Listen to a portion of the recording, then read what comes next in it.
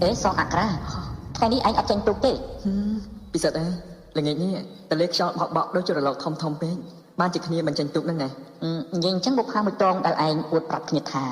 រីកលើទូកដល់រាល់ថ្ងៃនោះឥឡូវញ៉េងដូចដាច់ទៅហើយសម្លាញ់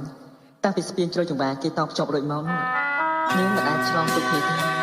គេឆ្លងស្ពានតែរហូតអូឥឡូវចាញ់និយាយគ្នាអក្សរមិនទាន់អីផងថ្ងៃដូចល្មមរលុកទឹកនាយរាជរួយព្រះថ្ងៃលេចខែបាំងតបការីលើទូចំឡព្រឹកងាយនួនល្អឆ្លងទៅឆ្លងមកអូនម្ដងចិត្តបងញាប់ញ័រដូចតាយ៉ាងមុតកាត់ទឹករលកាត់មិននឹងបាទៅមកតែលើពលលោកឆ្លងពីមកវិញណាស្ពាននៅមានវាសនាចំឡងមកផាទាំងចិត្តទុនទិញឥឡូវមានជាប់អាបបកនឡងអូនស្រីម៉ែខ្នងពីទូកកំសត់លេចរួយចង់បាអានាមព្រះតែឡើយចិត្តនា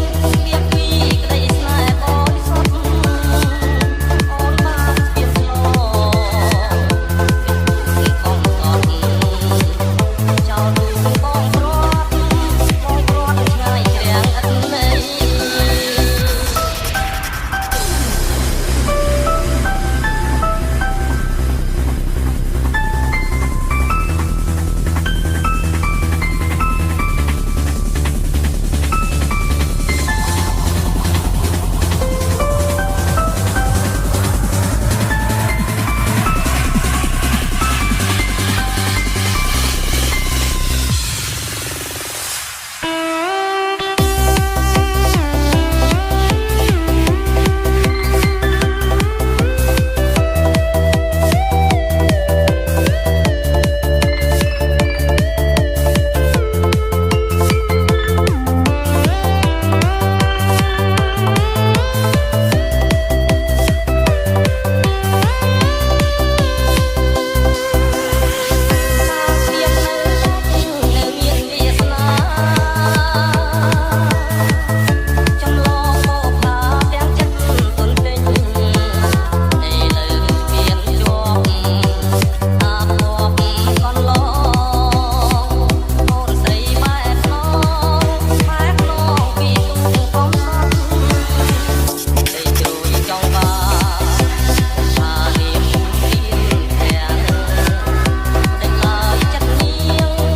វាពីក្តីស្នេហ៍បរិសុទ្ធអូនបានស្ពានស្លកំសត់ចោលទូកបងព្រាត់ឆ្ងាយជ្រាំងឥតន័យ